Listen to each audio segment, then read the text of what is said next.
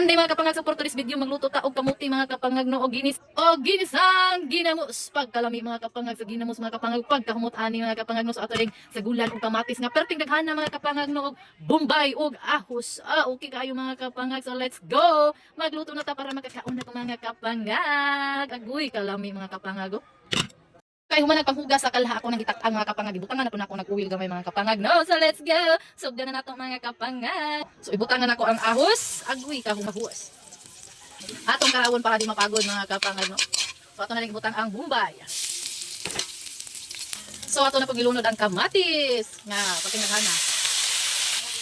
So rin karawon mga kapangag para maluto na dayon sila mga kapangag no. Be, uy pagkahumot kayo mga kapangag. Amoy pa lang. Ulam na. Purot yung kamuti ani mga kapangag, ipares ng kamuti. Pwede po ipares sa kanon, ano na mga kapangag. No? Okay, kay okay naman ang kamatis mga kapangag at ang ibutang ang ginamos. Okay. Mix na dayon. Mix.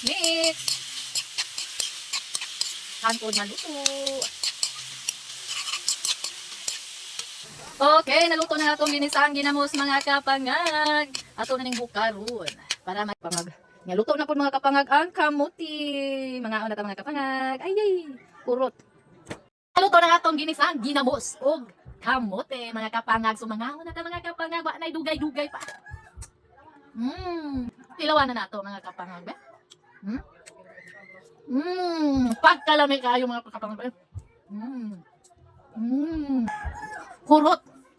Ang kamuti ani mga kapangag kay tungod sa kalabe sa ginisa. Kay kamuti nga yelo. Ato ni ituslo sa sabaw. Pagkalami. Sarap mga kapangag. Kanamutan na nato ni, napay bumbay og kamatis.